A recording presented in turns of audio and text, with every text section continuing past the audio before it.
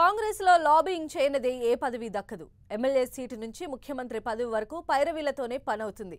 అధిష్టానాన్ని ప్రసన్నం చేసుకుంటేనే పదవులు దక్కుతాయి. ఈ విషయం బాగా తెలిసిన తెలంగాణ కాంగ్రెస్ ఎమ్మెల్యేలు ఇప్పుడు సీఎల్పీ నేత పదవి కోసం ఎవరికి వారు పైరవీలు చేసుకుంటున్నారు. ఈ పదవి ఆశిస్తున్న కాంగ్రెస్ సీనియర్ ఎమ్మెల్యేలతో రేపు రాహుల్ గాంధీ భేటీ కానున్నారు.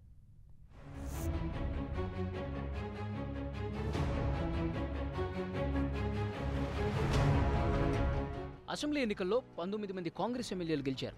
ఫలితాలు వచ్చి 2 వారాలు గడిచిపోయినా ఇంకా సీఎల్పీ నేత ఎంపిక జరగలేదు. ఈ పదవిలో ఎవరు ఉండాలన్న అంశంపై కాంగ్రెస్ అధినాయకత్వం ఇంకా స్పష్టత ఇవ్వలేదు. సీఎల్పీ నేత ఎంపికపై అడుగు ముందుకు పడలేదు. అటు ఎమ్మెల్యేలు రహస్య భేటీలు నిర్వహిస్తున్నారు. సీఎల్పీ పదవి దక్కించుకునేందుకు ఎవరి పైరవీల్లో వాళ్లు బిజీగా ఉన్నారు.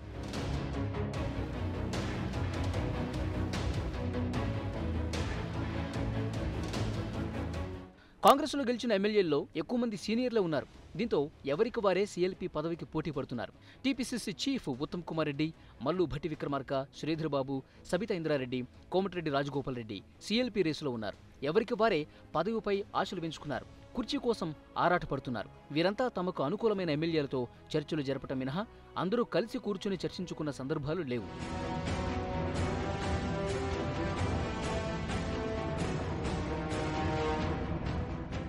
సీఎల్పీ నేత పదవి కోసం రాష్ట్ర కాంగ్రెస్లో జరుగుతున్న అన్ని పరిణామాలను పార్టీ అధినాయకత్వం నిశితంగా పరిశీలిస్తోంది. అసెంబ్లీ ఎన్నికల్లో అధికారం ఆశించి భంగపడిన నేపథ్యంలో సీఎల్పీ నేత ఎంపికపై ఆచితూచి అడుగులు వేయాలని నిర్ణయించుకుంది. 5గురు సీనియర్ ఎమ్మెల్యేలు ఈ పదవి కోసం పోటీ పడుతున్న తరుణంలో అందరినీ ఢిల్లీ రావాలని ఆదేశించింది.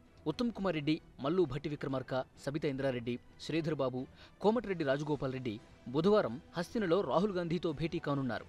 ఆ తర్వాత సీఎల్పీ నేత పంచాయతీకి తెరపడే అవకాశం ఉందని భావిస్తున్నారు.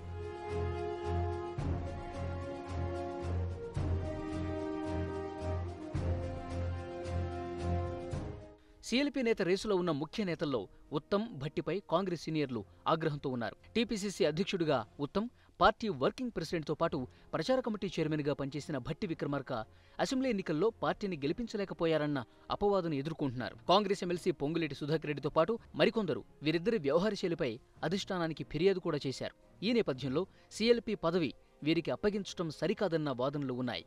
కొత్తవారికి అవకాశం కల్పించాలని కోరుతున్నారు. అన్ని విషయాలను గమనిస్తున్న ఏఐసీసీ అధినాయకత్వం మదిలో సీఎల్పీ నేతగా Sridhar Babu, public accounts committee చైర్మన్గా సీతక్క లేదా సబితా ఇంద్రారెడ్డిలో ఒకరికి అవకాశం ఇవ్వొచ్చని ప్రచారం జరుగుతోంది.